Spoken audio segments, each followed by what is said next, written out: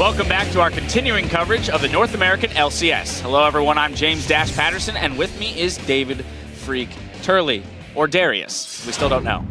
Now, we want to check in on the conversation happening on Twitter. Earlier in the broadcast, we posed the question, which team do you want to see represent the NA LCS at Worlds, and why? And here are just a few of your responses. At FizzyOP says, it would be amazing to see TSM at Worlds. I know they would lust after the championship and would go wild if they won it.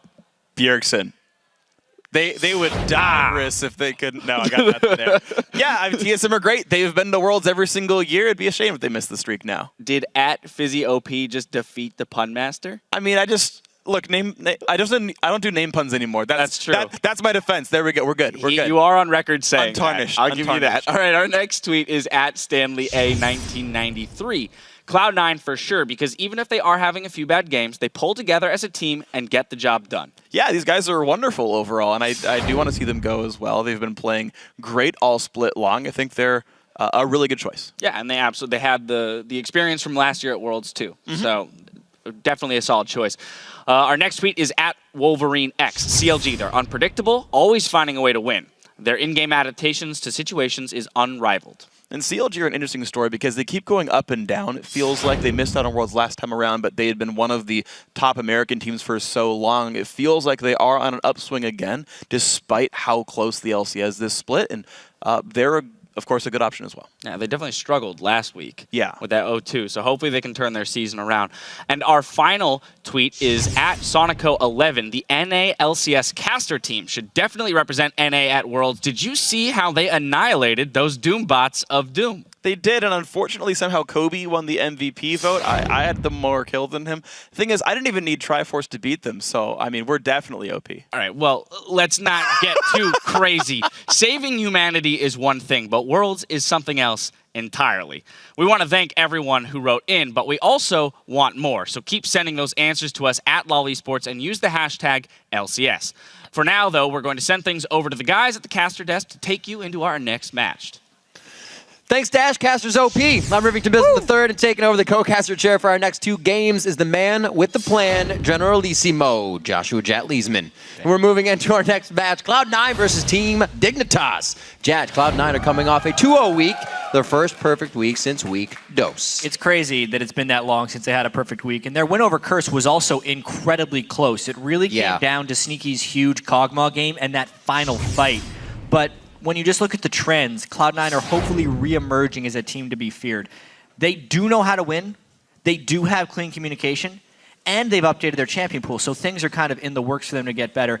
The game has also been shifting to a more traditional style, which favors Cloud9, because they do better in isolated lanes than they did with all the lane swapping. So this time, they're going to be pretty good, plus they've had a good matchup against Dignitas. Yeah, we'll see how that goes. Meanwhile, Dig were able to snap their losing streak last week. That was a long one. And not just with a win, but with a blowout against Evil Geniuses. So hopefully they carry that momentum. And that game against Evil Geniuses was nearly perfect.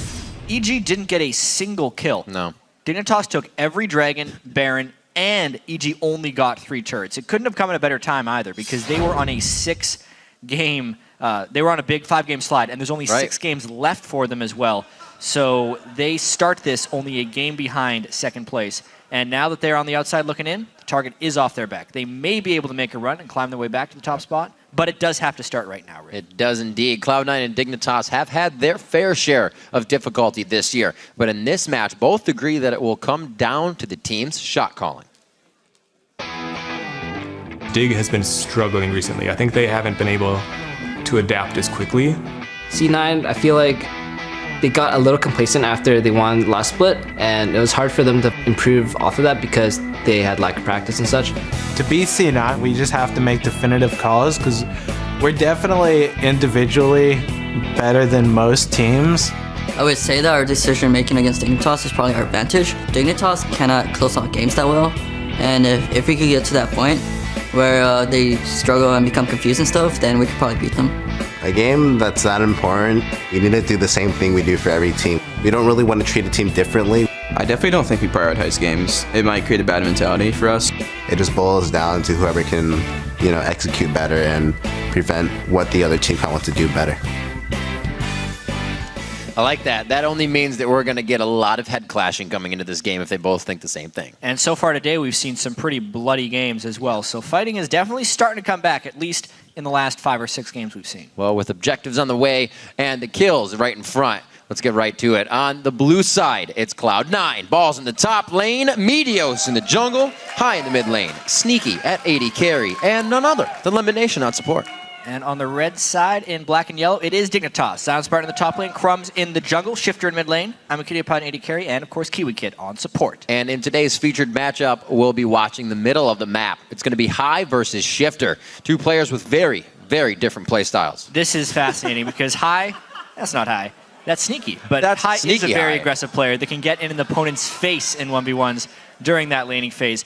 And then later in the game, High is very comfortable acting as the initiator for team fights, even if it means giving up a death. Yeah. Whereas Shifter plays much more conservatively, but much more consistently, if that makes sense. He will concede a few advantages to make sure he will be reliable and a killer in team fights. He does not go all in. He's actually a complete opposite of High, where he will sit way back in team fights and pick up the kills at the end, whereas High goes right at the start. There he is. We didn't lose him. There's a different approach from that man. We already saw it already. He was trying to play a little Mission Impossible and put Sneaky in his spot, but it's not going to work. The lane swaps have not happened just yet. We'll have to see. Does this tell us where they're doing High bot lane? It might.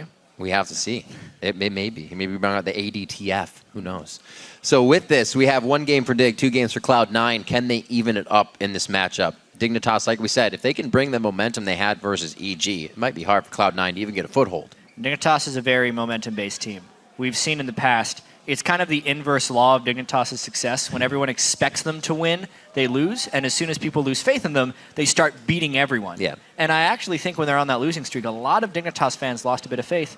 Guess what? They destroyed EG. They did, and they may, with the option of what they pick in Champion Select. Right now, we're going to get locked into that in our 3rd matchup of the day here in Week 10. So close to those playoff matches, and these teams are striving for the top spot for that. Yeah, and the Nidalee ban comes out first. These are the 2 teams that had the Nidalee victory last weekend. 2 bans targeted at Zion Spartan. Shifter is actually not a Yasuo mid player. It's a Yasuo top that they would be banning away from Zion. Last one to come out. What will they decide? Will they leave the Gragas up? Will they take it out? It's been kind of a mainstay for a lot of teams here in the LCS, as you just get that one for sure tank buster in the tank in the late game Let's get that can rabble bust rouser. people. There we go. Bustin' tank. You can't see it on the camera here, but I was very impressed. Crumbs has matching pants on today. He's got yellow pants for his Dignitas outfit. Wow. We'll get to see after the game. Very color-coded. Crepo looked dapper today as well. Got that nice haircut. Yeah. Balls as well. And cleanliness. He's been working out. Always working out. This guy right here. Working the brain muscles. I want to see Rumble. What do we do?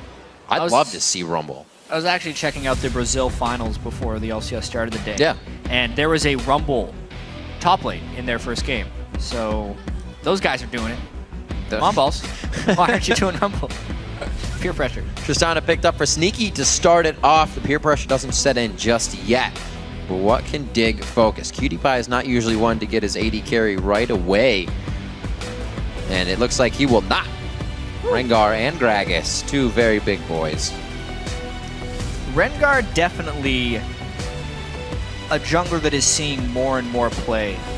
We have seen a lot of Rengars in the NA LCS fall flat on their face in games and have no presence. But the fact remains, his level 6 ganks are some of the most fearsome and reliable. And as far as Crumbs wanting to play a support-style jungler, while he can't support as well from the level 2 and 3 like Elise would, his level 6 ganks are much more potent and could very well go for Zion or Shifter. That's what I'd expect. And it really plays in favor of Dignitas, too.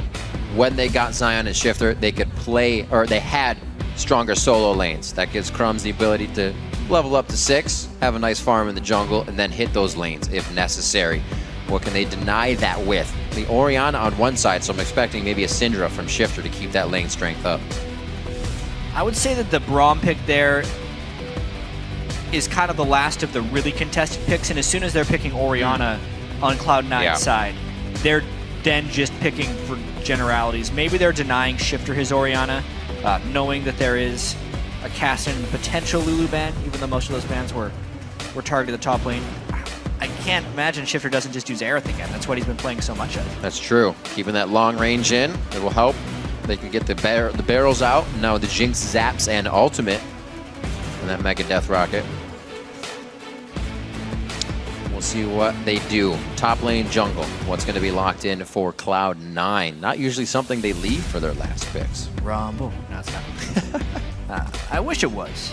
So, as far as jungle bans go, it was just that Lee Sin, meaning, hello, Elise is up, and that is really what Meteos big shift in those bans is very, very strong on. Obviously, he's doing a slightly different Elise build now. He's one to build damage, more so than the Tank Spirit. And he's actually maxing his W second as well, which does reduce the stun duration in the mid game. So there's the Xerath being locked in with the two big men of Gragas and Mundo in the top lane. Very interesting compositions coming out from both sides. Synergy in the fight control. Diving into the fight from Cloud9, a bit of that poke game from Dig. Yeah, I'm looking at the Dig team, and it's heavily poke-based, especially with the double AP. Huge amounts of wave clear, a large ability to stall it to late game. But if I look at Cloud9's team, if you stall the late game against them, what do you really get? Because they have Tristori Mundo, which arguably could scale better than the Gragas, Xerath, and Jinx. So I do actually favor Cloud9's composition a little bit here. All right, let's see who you are predicting to win. According to LOLesports.com, 63% of you are thinking that Cloud9 are going to come out on top here. Yeah, but keep those votes coming because things change. Send the hashtag C9win or the hashtag DIGwin to @LOLesports. And I guarantee you we'll be updating that throughout the game, especially if it changes a lot. That's right. Yeah. I wonder if Cutie Pie has given his words of wisdom this game. Usually only a few words that have to do with the map itself and then thinking. Either one of the few. You could make a whole website just based off Cutie Pie quotes. You could. And his philosophies on life. I could spend a lot of time on that clicking through. I think that'd be humorous. Absolutely. Kiwi Kid, of course, really keeps I'm a Cutie Pie in check, it seems. Yeah. Then sometimes not as well. A lot of people didn't think Kiwi Kid had a place on Dignitas when he was a top laner for them, but his move to support really kind of revitalized his LCS career. But with all that being said, something that Win wanted me to talk about. Ooh. He's our stats guy. Let's chat. You know what? We need to talk about I'm a Cutie Pie and Kiwi Kid. I'll get into that in a second. Yeah. Well, it is a bot lane that can turn heads, that's for sure. Yeah, it turns a lot of heads, but the question would be, how much has I'm a Cutie Pie and Kiwi Kid really done this split for Dignitas? Because we talk so much about Shifter and Zion Spartan and their solo lane prowess and how Crumbs just camp Zion Spartan's lane. I'm a Cutie Pie and Kiwi Kid really haven't been solid performers very frequently. Right. It's actually been a little bit of a slump split for I'm a Cutie Pie, and he does need to back it up with better play because he's, in the past, been one of the highest potential AD carries, I'd say, in the LCS. When he does well, he does really well. But if we look past Dignitas' last few games, when is the last time he's had a spectacular game? And you have to go way back to see that. Yeah, way, way back. Really nothing that hits 10 kills. Over 6 or 7 you only see a few times. Something that really worked for Dig is when they had that Annie in the bot lane on Kiwi Kid, when they were running that Draven, when they could both go all out in your face. Now it's farm for the late game, and it's not really working for him. We'll see if Kiwi Kid, he still puts himself in those spots. We've heard the all chats. I have Moby boots. I'm going for broke. Simple things like that. Yeah. Put Kiwi Kid on the initiative. And Kiwi Kid dying so much does have to do with the team dynamic within Dignitas. He's highest deaths in the NA LCS this split. But the thing is, every team needs someone to die, if you think about it. For Cloud9, oftentimes when they're at their best, we talked about it in the feature matchup, it's high going into a team fight first, creating action, and just falling apart. That doesn't necessarily happen with Orianna, but is to be considered. Shifter, always sitting at the back of fights, playing either assassin champions or long-range poke champions, is never putting himself in danger. But if you actually want to keep people engaged in fights, someone's got to be in there. And when you have a top laner like Zion Spartan who plays a lot of squishier top laners, it's going to be your support and jungler all the time that take most of the deaths. Come on, man. Whoops. That means Cutie Pie gets zoned off as well. Not a good start to lane. Sneaky also isn't pushing that too hard, so they're really zoning them out in these first few CS. It's going to help as well. Having Tristana, he won't be inadvertently pushing the lane on the slow attack on the minions. You see Dig trying to get themselves actually back in to not have a level 2 so thwarted off by them. And they're going to be able to get the damage trade in their favor. Nice little aggression to start off this lane. I'm a little surprised that Sneaky and Lemon didn't try and shove this lane a little faster. There is an art into hitting level 2 right before the other team that was not executed there by Cloud9. No, pushed off the lane and level 2 first, at least for Cutie Pie. Kiwi Kid having gone around the outside, that's where they're trying to work off of, the lack of experience there. He's still level 1 and he has blown his flash. My days as an art critic have yet to begin because that was a poor call there. They did actually time their level 2 just right, so they could all in Kiwi Kid before he had a second spell. And they get the flash out of him, which means he is far more vulnerable to ganks. I actually thought Dig was going to get in that second level real fast, but C9 planning it out ever so carefully. Meteos hits level 3 being in that bottom lane, so it's a little bit about what he wants there. Nicely done, not wasting time. So we see, at least on our vision, both junglers in the bot lane, not really affecting the game too much to start, so it is up to the solo lanes. Can Dig get the early advantage in every lane that they want? And also, how is Crumbs going to do this as Rengar? If we think of the last game Dig won, Zion Spartan on Nidalee, Crumbs on Nunu, he was basically living in the top lane to help out Zion Spartan. Rengar does not have that capability. He really just wants to hit level 6 as quickly as possible. It does mean their lanes are going to have to fend a little bit more for themselves than usual.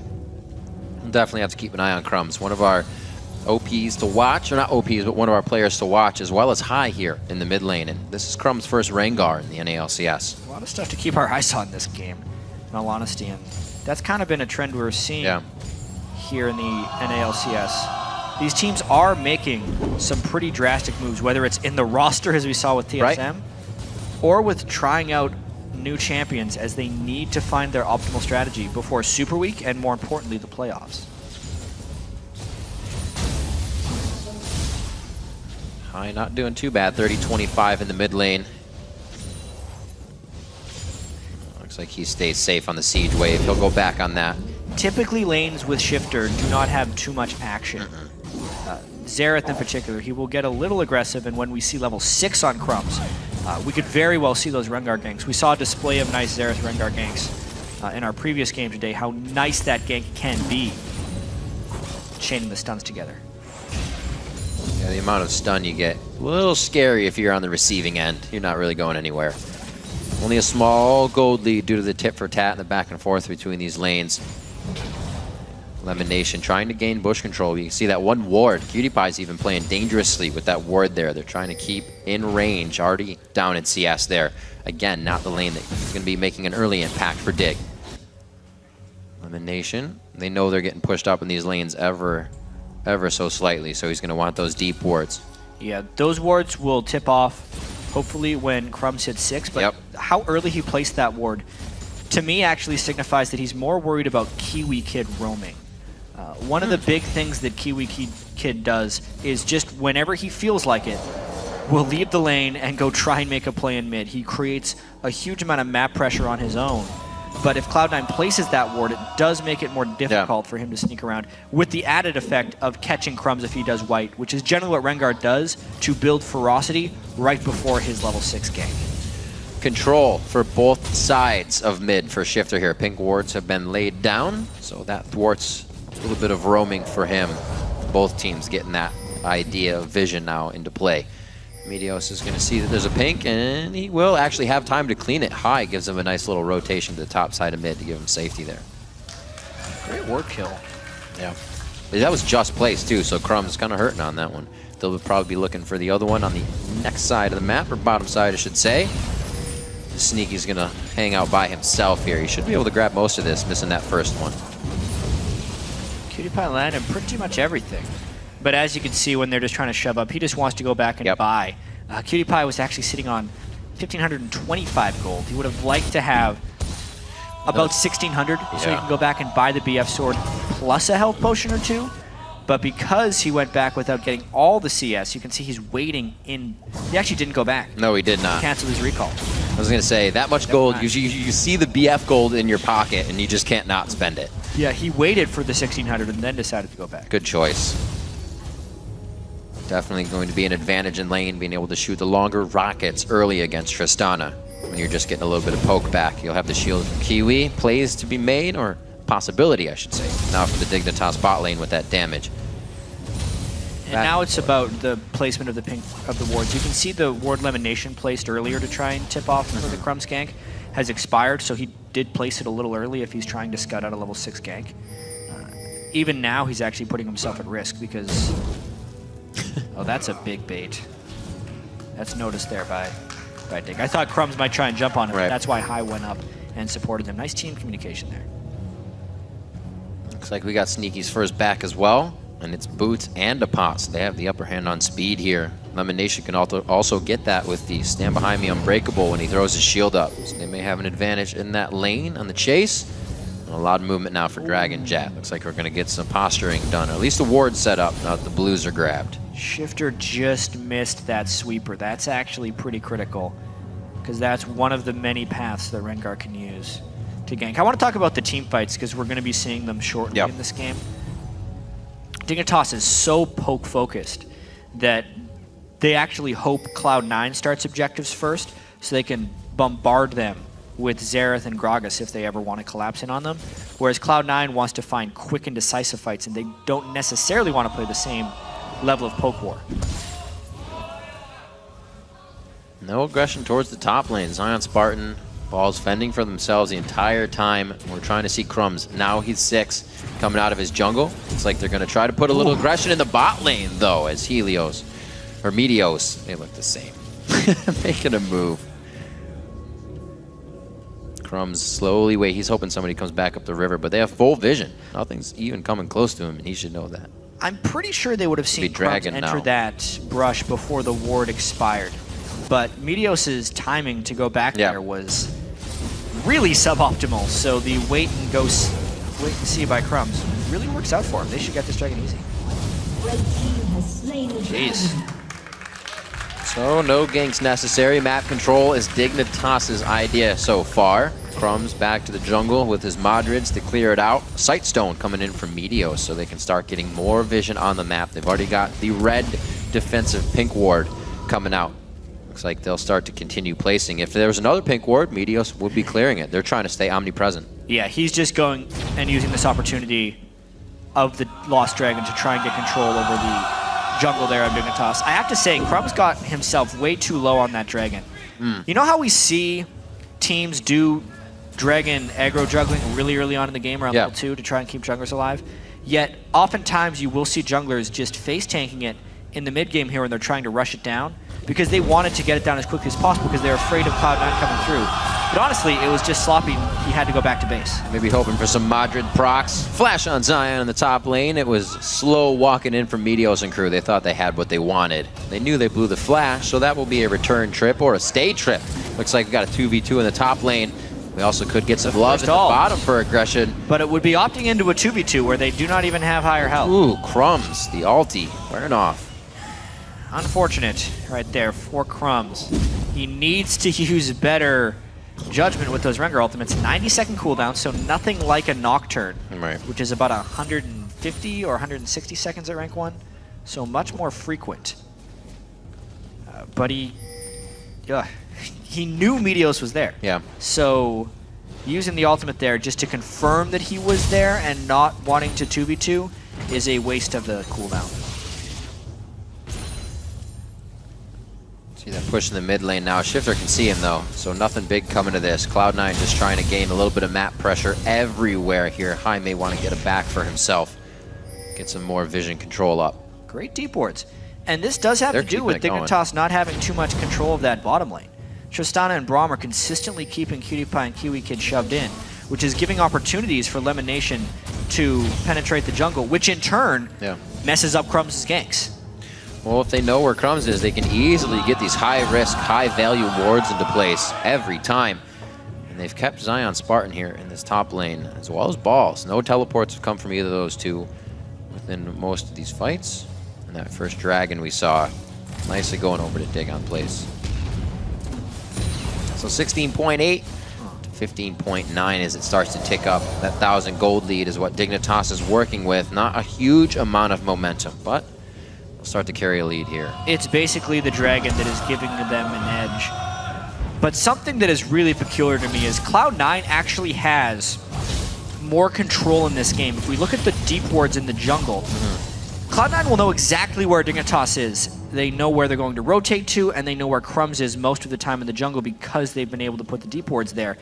Yet, Cloud9 hasn't been able to use that information for an edge. Meteos hasn't caught anyone out. He hasn't found the right ganks, and their lanes aren't necessarily playing that aggressively despite being relatively immune to ganks.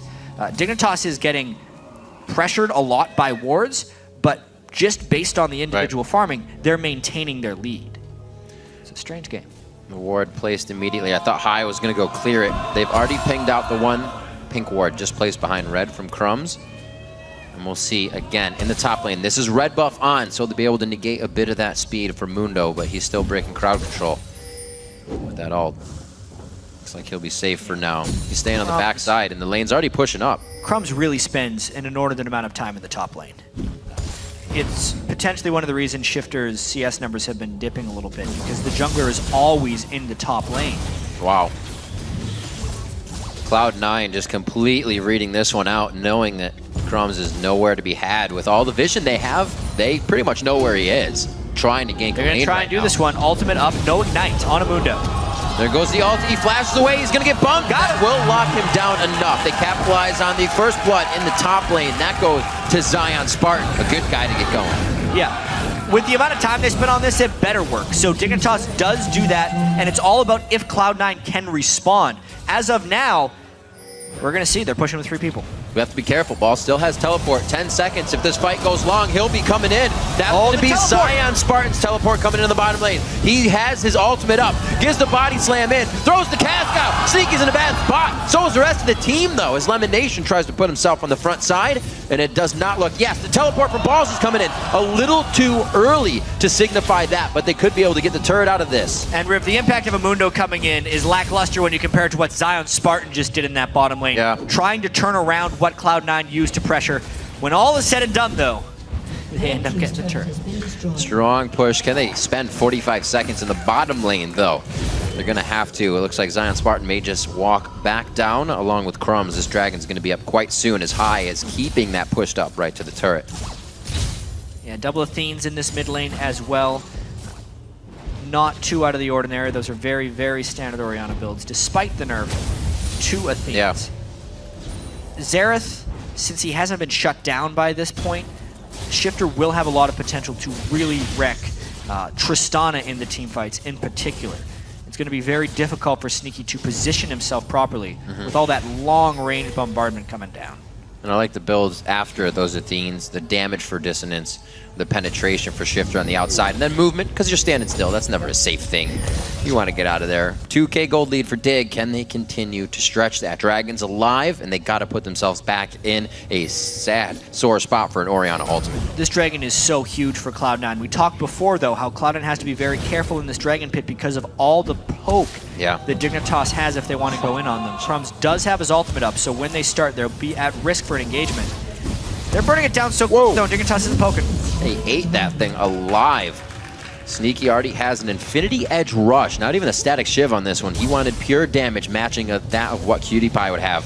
And they both have a bit of attack speed they can give themselves in stats. So now Cloud9, not really able to work off too much after that Dragon. Clear out mid. Nice job, though, keeping themselves just 1,000 down. So that Dragon play was really, really good for Cloud9. Yeah. They had lost their deep ward control and were still able to fend off Dig because Dig didn't have any ward control at the Dragon. It's kind of the cost Dignitas has paid. Of all teams, Dignitas, usually the most warded team, has actually been outwarded this game by Cloud9. Right. And on a completely different topic, Zion Spartan rushed to Death Cap, which is a first for me seeing Gragas do this. No extra mana, except for that random mana crystal. Really looking for a lot of upfront burst. He will be doing more burst than with the Lichbane right off the bat. Right. When he builds Lichbane next, he'll still have a lot of damage. I would say they're looking to try and burst down balls with another Rengar gank, and that's why he's went Death Cap. Spirit Visage on that side, so his ultimate will be helping him out a little bit. Stay safe. Backs all around the map. Nobody creating too much initial pressure right now. we're off. Whee! There's 17.5 on the clock.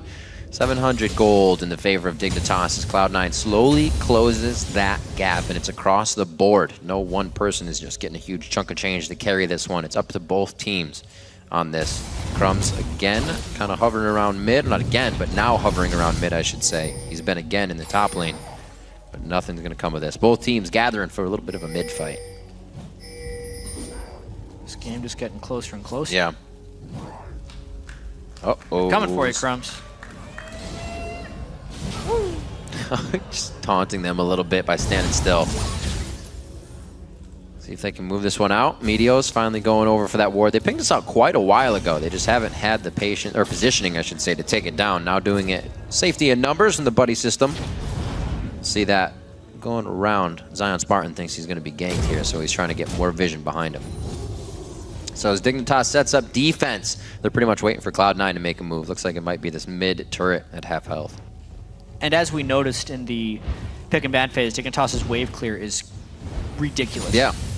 Especially with the Death Cap Gragas here. Whether it's the Xerath or the Gragas, as long as one of them are in a lane, Dig can't really shove it. Or sorry, Cloud9 can't really shove it. So Cloud9 does kind of just have to wait around Dragon cooldowns or catch Crumbs in transit within the jungle. This is definitely gearing up for a long game if the aggression levels of these teams remain at a similar pace. You can see trying to bait with the blue there. Crumbs just on the edge, saying shifter, make yourself look baitable. No go. They back off as soon as the minions are out of range. It's tricky to bait with Xerath without being super obvious. Yeah. Hey, I could kill this wave from half the screen away, but I'm not going to. Maybe you should attack me now. Just doesn't work. Get that melee range ultimate in. 19.5 minutes. Sneaky clearing out wards so Cloud9 can control this dragon area when the time comes. We see the ultimate from Crumbs. Is it close enough though? There's the warning on Elimination. Splits himself on the side. Takes the low road when he should have taken the high road. Jumps back over. There is so much crowd control. He cannot get out of this one. Unfortunately, a great shockwave, but the answer back doesn't allow High or the rest of the team to get into the fight. Yeah, that was a big 4-man gank there by Dignitas. Crumbs making that Rengar ultimate work. He does have some cooldown reduction as well, so it should come in faster. And now it's all about how well Dig can capitalize off that kill. There's a flash coming in from Crumbs. Double there. flash. There. Crumbs flash to get the bola in the first place. 20 minutes on the clock. It does not look like Sneaky feels comfortable to stay in the bottom lane. Double wave pushing into the turret. He's actually teetering on what he should do. Once the team gets vision of Dignitas, he'll be safe, but they cannot and they do not. Both back off with 1:30 on Dragon. That's where eyes will be. The way Dignitas handles these counter pushes determines the eventual effectiveness of that gank, and it definitely seems like that gank was quite effective. For now, the majority of Cloud9 having to go back to base, and the side lanes remain safe. So great job there. Yeah, coming out strong. Until those flashes were blown, it was all in favor of Dignitas. We do still have one blown on Braum, and we saw High blowing his, so the next fight could be big for Crumbs to get a priority target on High without Azanya's. Balls should get this top turret down. Teleports up for him so he can be anywhere on the map after he backs if necessary. Good control kind of by both teams when they can get it. I do feel like Balls' Mundo is the key to victory here for Cloud9. Okay. The double AP composition with Xerath, Gragas trying to just fire them back. Rengar being a low damage jungler, especially with Crumbs. Once he gets big. If he gets big enough, he will run amok. And that has happened for Cloud9 on multiple occasions. They really have that late game composition here, stacking the magic resist as of now, because he knows I'm a cutie pie, won't be able to do much to him until later regardless. He just locked in that Warmogs too. This next dragon seems like a Cloud9 power play, if they can get in on quick enough, especially with the war control they have. Trying to put even more out. They do have double sight stones to be used. Crumb's not putting one in his inventory. You can just see the regulars, as Rengar would. No, Unfortunately, it does not block the lantern. Doesn't block lantern or people. He tried. That'd have been pretty funny. I'd have liked it. Dragon's up. Looks like we're going to have a little do-si-do here in the river. Everybody's going to get their socks wet, but we're going to get a dragon out of it. And how well can Dignitas poke off? Wet socks. We gotta will change find socks. out shortly. Got to get some socks change here. So should have gone with the odorless socks. Yeah. You can get socks with little silver particles in them, and they apparently don't smell. I don't believe that. Yeah, I heard it once. I've never bought them. Weird. That'd be like rocks in your socks. No, you don't even notice it. It's like it's nanotechnology. Nano. Yeah. Wow. Why don't they throwing out a bunch of buzzwords right now, Rick. All right. I got it. I'm buying every one of them. So we can see the gold actually very even as it's come down to it. The 2 kills in favor of Dignitas. Pretty coordinated. A little bit of lackluster team coordination by Cloud9 as they were retreating in a few of these. But it's nothing that's put them out of the game. Gold's even. 22 minutes in. And we have great CSing throughout all of the lanes right now. Interesting build from Zion Spartan as he's going completely damage on this top lane, Gragas. Rabadon's first. So we have some visibility bugs that we're trying a client restart to fix. This does have the potential to be a very long pause. Just a forewarning to everyone out there. Yeah, all right. Woo! Because honestly, we've been building up to this fight for quite some time. We may as well build up a little bit more. You can see how close the game is. The Shifter versus High featured matchup lane is honestly going in Shifter's favor in a lot of gold ways. off. Yep. Because it's 100 gold off, it's going in Shifter's favor. High hasn't been able to do any aggressive things. Exactly. And as far as in-team fight, killing people, Shifter's the best at that. So he is in a very strong position. And it is. Pretty much We has said enough these gold guys for have death different capture. play styles, right? High is the guy that will go in and use everything before he goes down, or seemingly get caught out and somehow die, but use everything. And Shifter's that outside. I will get the quadra kill after my entire team goes down, clutch player. That sometimes can get you in trouble. Both sides will. If High thinks he has the upper hand or Shifter thinks I'm in the right spot, and if not, then these fights go to Baron and then they go to inhibitors. These teams know how to take a mile after getting a fight. And as well, as far as the fight itself, High's Orianna has the potential to be fantastic, but she's one of the most difficult champions to control. And I feel like High has typically found the most success on the diving all-in champions. He had that one fantastic game on Italy before the rework, and he didn't get to play any more of that. The gift that came out of that. But honestly, there's a big potential for failure on Ori against a relatively mobile team. Because Xerath and Jinx are non-dashing champions, it's a good pick in this situation. But he still has a pretty large chance of flubbing an ultimate at some point. They say Varus' ult is pretty hard to hit. So is Ori's, especially when you have people like if you try to Elise. I almost never repel ball or put the ball in Elise because if she repels instantly out of range, you just sombrero the ultimate and you look totally dumb because it just goes off on your head. So that's something you have to worry about. Obviously, Crumbs is on Rengar on the other team, and that's another guy you have to worry about balling. But High's ultimates, we've actually seen a few put in today. Solo ball movement to the ult has really been where it's at. People put their glasses on. There's a fight! Oh, ball's right into the middle of this one. He gets the ult, but they don't throw the shockwave on because everybody dispersed. Zion Spartan, the rest of the team, seeing that perfectly and backing off, creating a line of scrimmage that says no thank you through a command shockwave. I feel like the start of that fight was in favor of Dig because they got some poke off already, and the ultimate from Mundo has been burned. The Dragon getting burned down, but they're so low! High's very low. Shockwave doesn't go off. It gets canceled out in the channel. That's a double kill coming in for Shifter from the outside of the fight. Dragon goes over to Crumbs. Beautiful job. Balls and Sneaky forced to run out of this, and it's a triple kill for that guy on the outside. Hey, we mentioned that Shifter knows how to get kills in team fights, and he collected a few near the end of that one. Cloud9 took too much poke before the Dragon, and then refused to disengage the Dragon, which ended up costing them big time. They're going for Baron too, they're gonna get it. That disengage when Balls was right in the middle, perfect move. Really seeing the fight for more than just the first step and how it would play out. Dignitas now on Baron, uncontested at 23 minutes, and they're gonna have a huge stat/gold lead after this. They're gonna be controlling the map. That was a 5,000 gold swing. Yep. Yeah, it was. Plus the Baron buff, which is thousands of gold worth of stats. And now the poke composition can really begin. Death cap will be built up by Shifter. Zion does have his Lich Bane in case they get engagements. Things are looking rather grim for Cloud9. So Ball's actually on the backside here. Great little initiation. I mean, they just had to burn. As soon as they saw the Mundo ult go off, notice how Dignitas ran away and they threw everything in defensively because they knew they wanted the long fight and they knew that Cloud9 wanted to brawl. At this point, it's really just all about finding the catch, and we have to just watch what happens to High here because he gets a little too far from home. Max Ferocity by Crumbs gets him with the bowler root, which means everything else got piled on top of him. No shockwave meant full-on initiation for Dignitas, and Dignitas got exactly what they want from that fight. An extended fight with poke while Cloud9 is fighting the dragon, and it gives them every advantage they desired. Great play coming in. Dignitas very strong on that fight. Crumbs having the locket of the Iron Solari. It's like a Russian back splits. He used to have that in his inventory every single game. True. That he'd help the team win the fights, especially in those enclosed dragon engages. So now with a great lead of 3,000 gold here, C9 was able to close a little bit of that, pushing the waves. Dignitas is back to peppering the front line.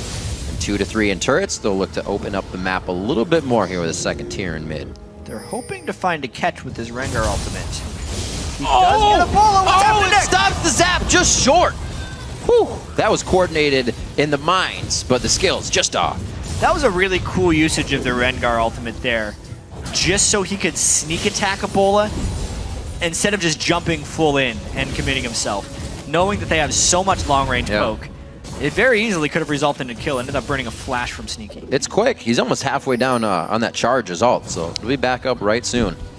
Be able to do that over and over again. On a 73-second cooldown with the amount of CDR he has right now. Boom. Fighting every minute sounds good to me. 25:40 on the clock. There's that HP of balls on the front line. He is pretty tanky right now. You can see they don't really have the damage to get through that, but he can only take so much of that before he has to use his ultimate. Cloud9 is in full-on turtle mode right now. Whoa! Oh, man! And they're just looking to delay Dignitas' siege. Turtle in mortar mode. Good lord. Everything over the wall on that one. Which definitely happened right there. So what exactly was that? That was the cocoon? He was just like trying followed to by a ward. shockwave. Yeah, the dissonance pretty much shut him down from moving anywhere, and they just piled it on. It's a good catch. Definitely should not have happened. So beneficial. That completely shuts down the Dignitas siege. Finally a window. I think it gives Cloud9 the time they need to recover.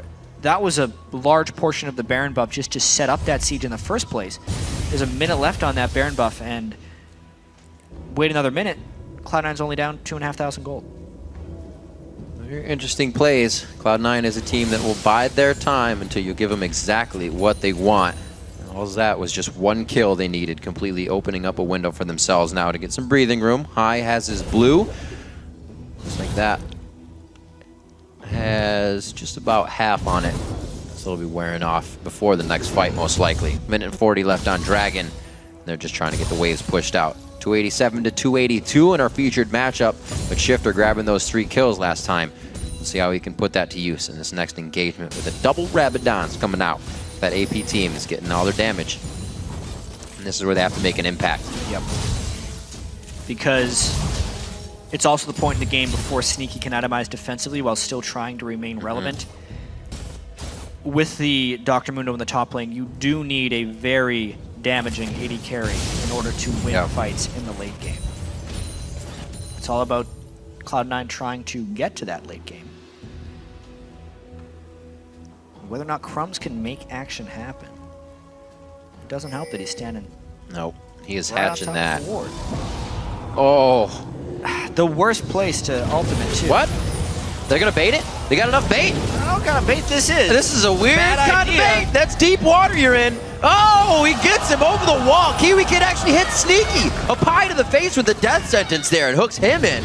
Very interesting and a little bit uncoordinated play from Cloud9 there. Very confused right there. They had a perfect ward. They caught Rengar ulting, and they thought, yeah, if he jumps on one of us, it's just going to happen. No, run away. He used his ultimate. Just get away from him. Meteos ends up burning his flash and still dying. Wow. As Dignitas pushes bot. And if Dig needs more off of this when they release pressure, they can have Dragon. That's on 10-second cooldown, but right now eyes are focused on the pressure of turrets, opening up the map now. This is actually luckily where they were back before, but they have a bit something happening on the other side of the map they have to coordinate for.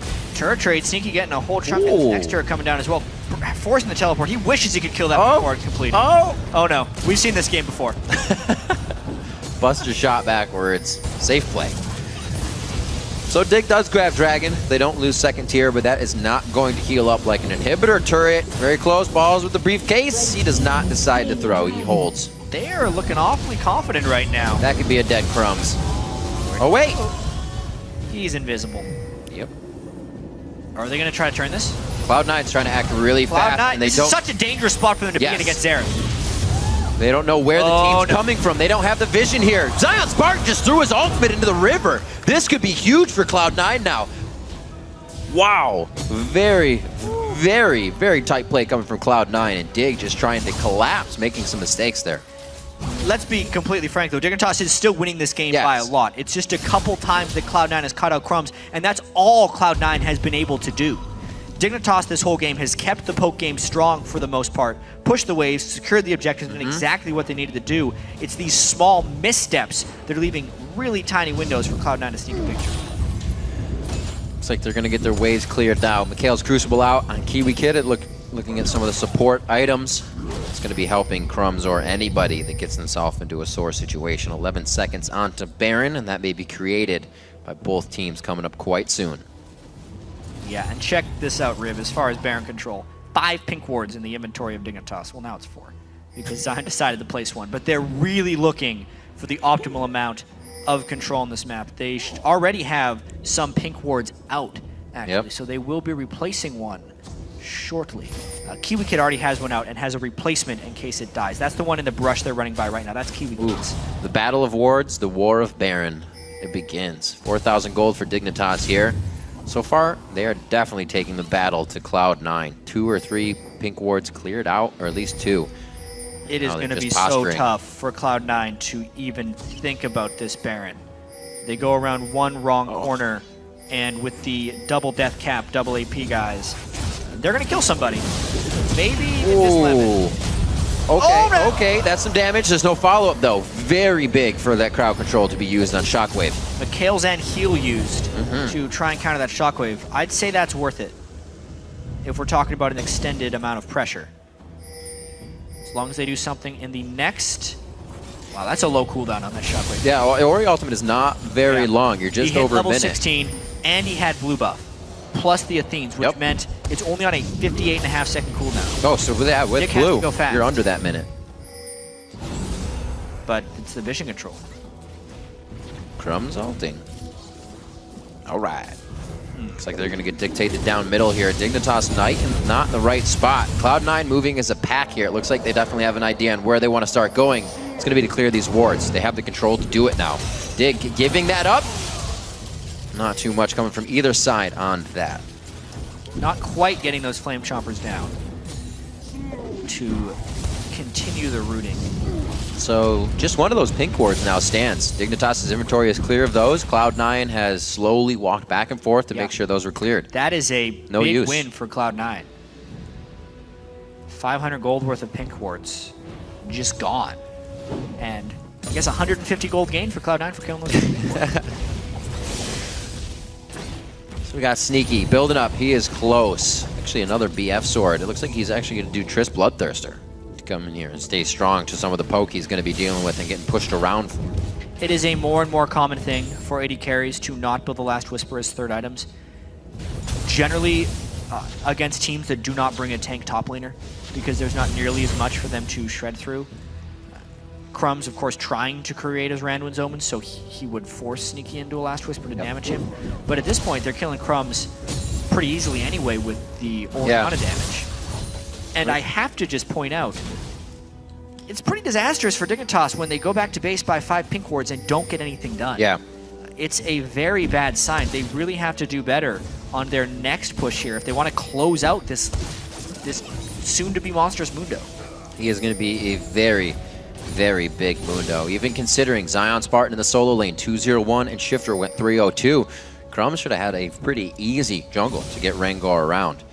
Right now, it looks like they're kind of struggling to figure out how to get past Cloud9 at this point with the amount of HP they're bringing to the table. They're hoping for a catch, and they see interest. Rocket jumps away. That definitely makes Sneaky a target. He has his flash and heal up so he can bait somebody in. Lemon Nation just hip to hip with him for safety. Still trading back and forth. They're really looking for something here. Who can get caught?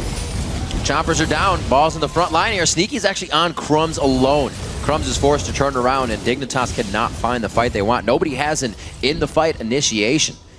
Dignitas needs to keep poking, and until they get a nice catch or a nice amount of poke, they're losing these fights. That's why Cloud9 is pushing them around. Oh, man. They don't have any vision at the Baron Pit either. So Dignitas has to come in here blind, and they're getting zoned off by the Mundo.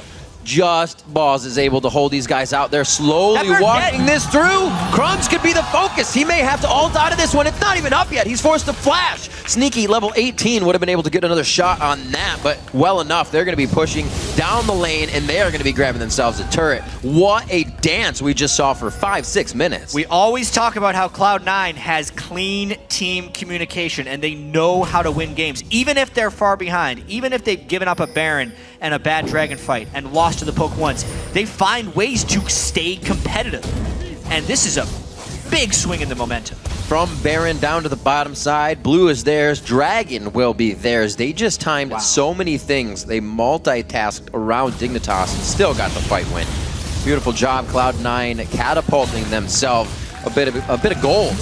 But they're still not even in the lead. Go figure, 6-2, and those 2 kills are only on Sneaky, as Cloud9 is pretty much in control.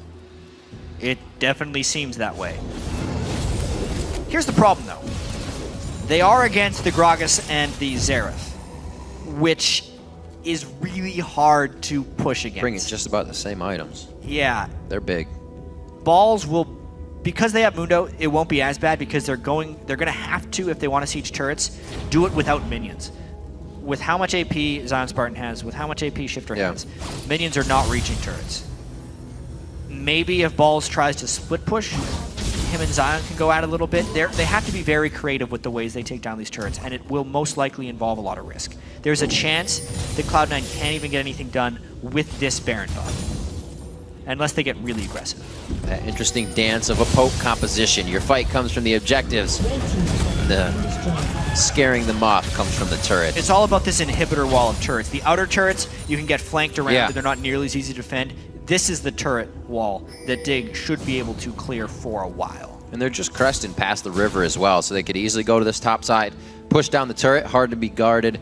Hear from Dignitas on both sides since they can get swept around. Cloud9, with their exit of the jungle, is definitely placing some breadcrumb wars to stay safe. PewDiePie still trying to get himself to a carry position. If he can start getting resets, he can make an impact, but it's going to be tough. That's one Rengar ultimate. PewDiePie not really in position to start the fight. Gets a zap on for a bit of vision. He's hit Balls. Not too much damage though. The Thornmail kind of negating a bit of that and trading back to himself.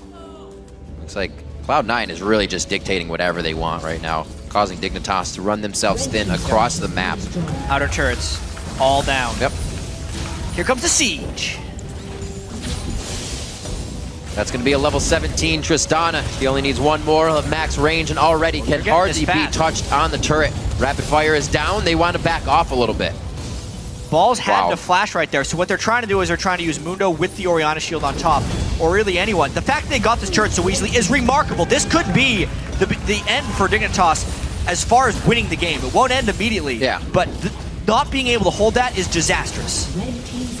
Simply walk right in. It doesn't matter that the solo lanes came out on top for Dig. It's the overall map play that Cloud9 is able to come out on top of pretty much from mid-game, and now Dignitas is trying to recuperate on this. They have all the items they want, and they've gotten pretty much everything. They just can't get any more kills. Cloud9's playing it way too safe somehow. Well, the thing is, Dig is just playing this disengaged composition through and through, where they're disengaging a little too much, and Cloud9 is just taking Barons and turrets along the way. They're not putting up as big of a resistance as they honestly should. Really Crumbs as well. Tank Rengar really coming in, not providing too much other than a bit of chaos at the start of the fight. We usually see him going down immediately. Here, a level behind Meteos, trying to get a Bola on to clear that Banshee's Veil. These guys are definitely looking for something. Not much for them to grab at right now. What a turn of events. If Cloud9 continues this swing and can win the game. They were down 5,000 gold after they lost that Dragon team fight. Lost the Dragon, then lost a Baron. But honestly, it all started with that one catch on a Crumbs over the wall, down by Cloud9's base. And ever since that moment, they have avoided the Xerath Gragas pressure from Dignitas. Crumbs hasn't been able to get any good Gragas or any good Rengar picks off. If you're looking back, you think maybe Dignitas should have gone more aggressive while they had the Baron buff, but they couldn't as soon as Crumbs got picked off. And ever since that point, it has been Cloud9 dictating to Dig. So good at playing from behind in a lot of areas. Right now, it's really just Balls that has, I believe, the lead in that top lane. Actually, no, it's 80 carry of Sneaky. 2,000 gold lead on to Cutie Pie. That's really the only one they have to work with. Zion Spartan has just about 1,000 gold lead on Balls. So for Cloud9 to be playing down, knowing what they need to do, and really causing Dignitas to move to the beat of their drum. Very impressive. Sneaky, a little scary there, getting some reminiscent memories of his arcane shift forward. So he plays it safe.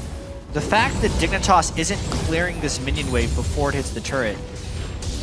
Too passive. Yeah, they're being incredibly scared of a Shockwave or a Elise Cocoon. Because Shifter and Gragas do have the capabilities to do so. With that Guardian Angel. It's just the zoning control of Balls' GA Mundo is pretty great. Oh, there's a pull. Lemon Nation says you want to aggress, we'll aggress. They throw down the fight.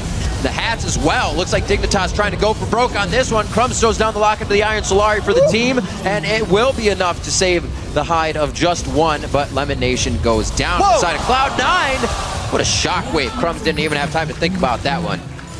Cloud9 playing with a little bit of fire here, but doing exactly what they need to do. 2 inhibitors down. Woo!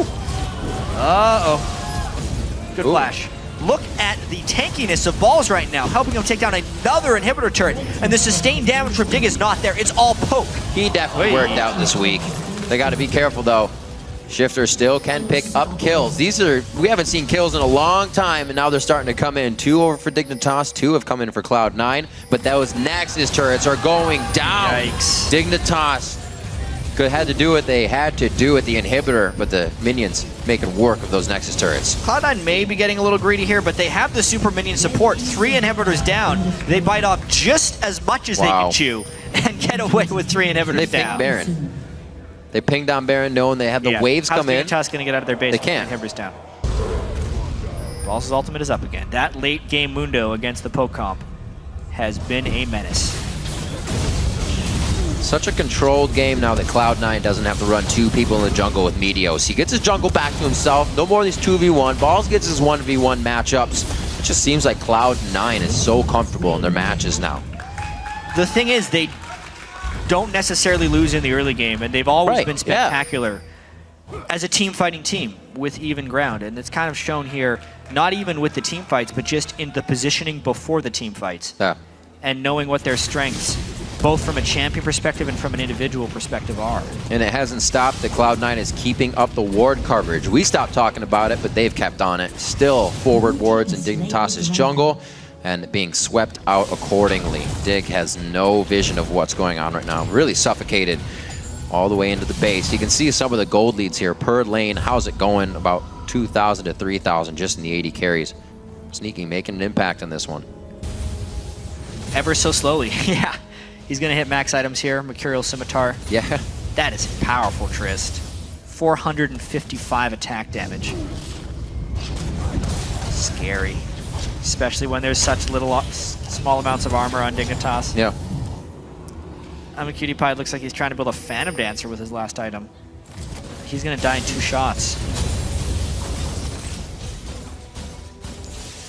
See what Cloud9 dictates. Looks like they're heading top. Dignitas is parting on the bottom side. Really, Cloud9 is just saying, what resources can we destroy before we head back into the base for one last rodeo. 8-4 with a 6,000 gold lead now. It took actually Cloud9 a little bit to get that gold lead back in their favor, but once they did, they have not stopped. They were down by a large margin in this game.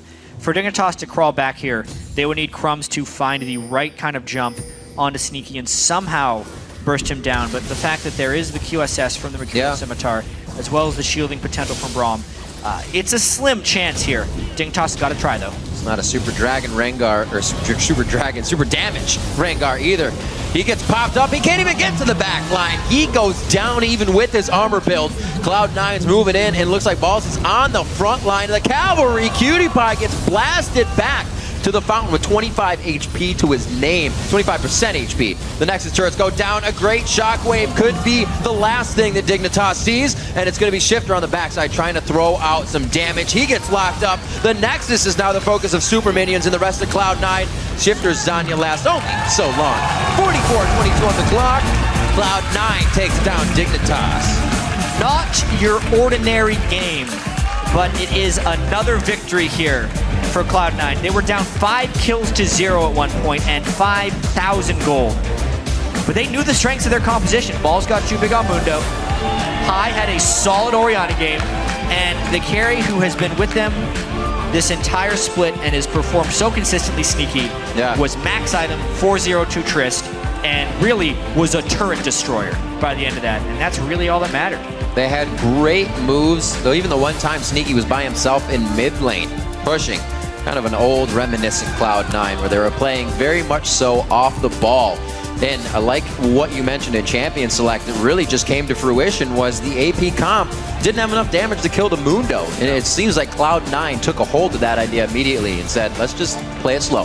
And Cloud9 also identified how there was very little follow-up if Crumbs ever did go in, and immediately turned on to him if he ever showed his face. That's why Crumbs was just a punching bag that game. Sound Spartan and Shifter could never make it in. Kiwi Kid wasn't that tanky on threat. So there was no front line to speak of if Dignitas wasn't poking down Cloud9. And Cloud9 exploited that to its greatest extent, all the way to a win. Right, the wards coming out big. The play down as Dignitas grabbed a Baron. We're pushing down mid inhibitor, trying to, and then a simple catch on Crumbs. And Cloud9 reopened the map for themselves and reinvigorated what they were doing. Fantastic play to keep their heads in the game down to the brink of their first inhibitor and able to pull it back for themselves. Then simply outplaying Dig to push them towards a dragon that wasn't even up, just in the area, and take a Baron, simply off of the amount of space they created between themselves. Cloud9 was on the brink of defeat. This was a very close game for quite some time. Dignitas definitely had an edge at some point. But we look at it now, and it's two teams in completely different, going in completely different directions. Yeah. Cloud9 has now won 5 of their last 6 games, whereas Dignitas has lost 6 of 7. Yeah. So not a good thing for Dignitas fans right now. The end of the split coming true. History almost really repeating itself for Dig here. But for a first-hand account of the game, let's send it down to Kobe, who's on the blue side. All right, thank you, Riv. I'm here with Meteos after their victory. Congratulations. Let's start it off with picks and bans because there's a couple picks that are really hot right now, very popular, Rengar and Gragas. Now, you, I know, put a lot of work in on Rengar a while ago. What is your opinion on Rengar as a champion right now for the jungle? Do you like this full tank CDR build, or do you like to throw a Brutalizer in there? Well, personally, I like building Rengar with just Feral Flare into full tank, because I think that's probably the strongest way, with cooldown boots, of course. And I think Rengar's really strong. He provides a ton of pressure when he's missing, because his ult has such a short cooldown that he can constantly be anywhere, and he'll come out with basically 3.5 seconds of snare, and a ton of damage, which is insane for a jungler to provide. So Rengar's very strong, but the counter to him is that he's not particularly strong if you catch him. Like, he doesn't have an escape. So I put a lot of emphasis into vision control that game. I got like a Sightstone right away, which is constantly trying to put wards up. Our team comp was a little bit weak because we had, you know, Mundo, Orianna, who aren't super weak, but they're just not that strong early. They scale well with items. So we were mostly just trying to keep up as much wards as we can while avoid fighting. And it went well. It went pretty well until that tragic 22-minute dragon where I want to blame the pause because we like came back really discombobulated from that. But obviously we just played it super badly and got behind. But we OG and TSM rotated them and we were able to pick up a Baron. So it worked out. Yeah, how do you guys keep your heads in the game and focus on your plan when something like that happens in the mid game they are not expecting and there's a pretty big blunder and you guys kind of go for that dragon when you still have probably the best scaling tank in the game and you have one of the best scaling AD carries in the game? Are you guys panicking when Rengar's getting these random picks, or are you guys completely calm? Well, we weren't panicking at any point. We had some deaths, which could have been avoided, I guess, but basically we just always are looking at what we can do. After the dragon fight, it was really bad. We lost 3 people for nothing, and they got dragon too. So that was super bad, but afterwards we were just thinking, okay, what can we do next? Well, they're all over here, and they're kind of low, so maybe we can get up wards on the other side of the map. Just stuff like that. So we're always just trying to play forward, not really worry about what's happened so far. And even though we were down in kills, we were still pretty strong and we scaled well. So we just kept our mind focused on the goal and were able to get it. All right, well, it worked out. Looking forward. Congratulations once again, Meteos. Now we are going to send it back over to the guys at the desk. Thanks, Kobe. And guys, an important comeback win for C9 to keep them tied for second place and just 2 games back of the leaders, LMQ. Now, Freak, this is not the first time, though, this split that we've seen C9 have to make a comeback.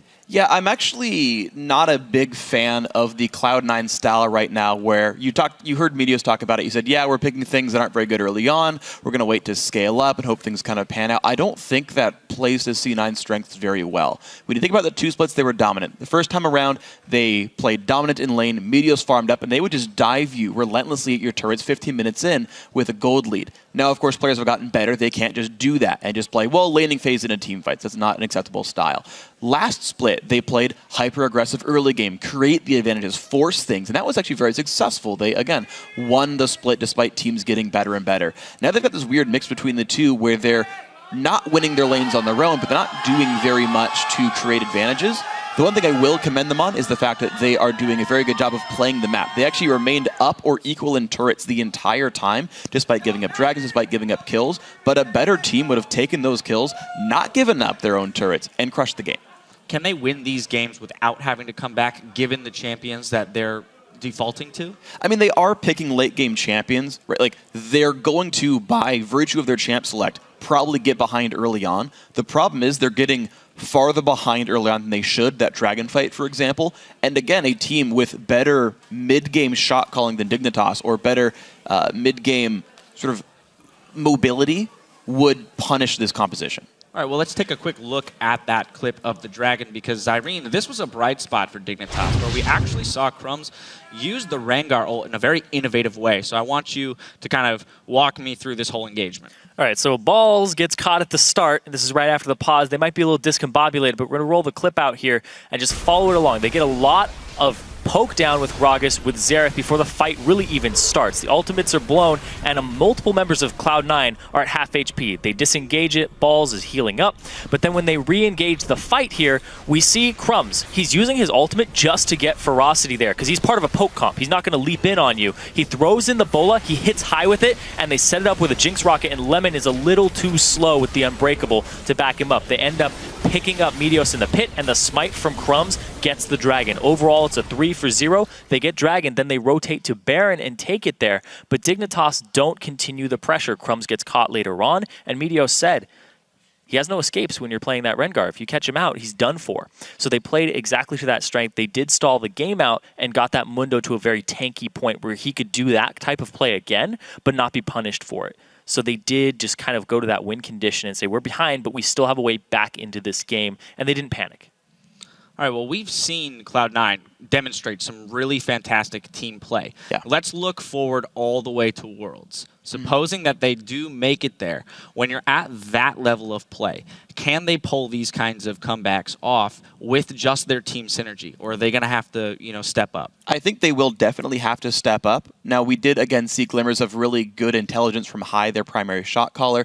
And again, this is a team with a lot of good mid-game mobility. The weakness in Dignitas' comp was the fact that they're basically one big artillery piece. They're going to set up, they'll take time to set up, but then if they're all, aiming the right direction, the front line's there, they're going to crush you. And we saw that with the Dragon fight as the primary example. If Dignitas can set up, they'll win battles.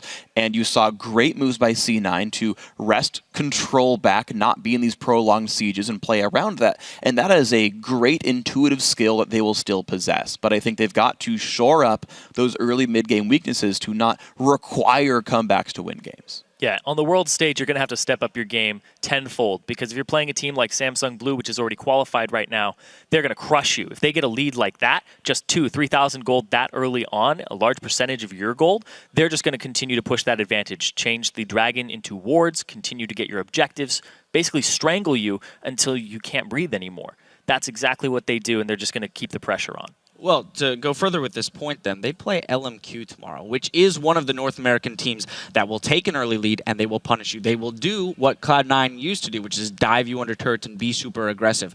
So should Cloud9 be taking, note of that? How are they going to beat that tomorrow?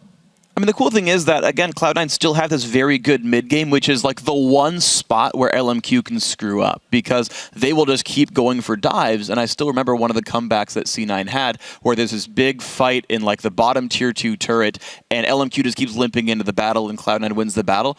The mid-game of C9 just is very, very good, and they tend to be grouped up. They tend to not make these big mistakes when the turret sieges are on, and that is a place where LMQ actually can falter.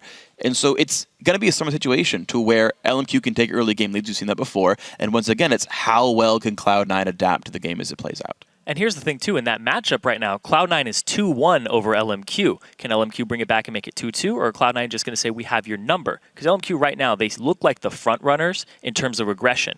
And in this game, if Cloud9 plays like that, I don't think it's going to work out for them. They've been highly competitive games over and over again, but I think that Sneaky is just their saving grace right now. I really have to think that he's holding that team together in these later games when they get to that point, because his positioning's always been fantastic, and he hasn't really fallen off at all.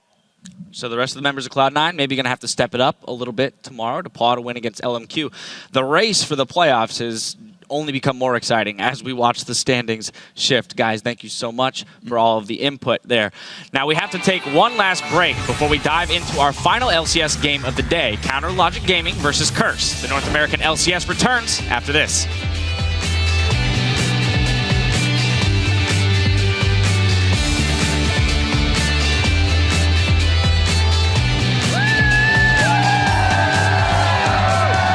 Oh boy, let's get our game on. I got a Ruda. I got a Ruda. Ori, kill Ori. Okay, keep going. They want to finish. We got it. Woo! Elimination says you want to aggress. Will aggress. They throw down the fight. The hats as well. Looks like Dignitas trying to go for broke on this one. I'm gonna try and cleaver. Okay. Yo, Rengar's ulted. Yo, here, Rengar. Careful balls. Yeah, I'm fine. Okay.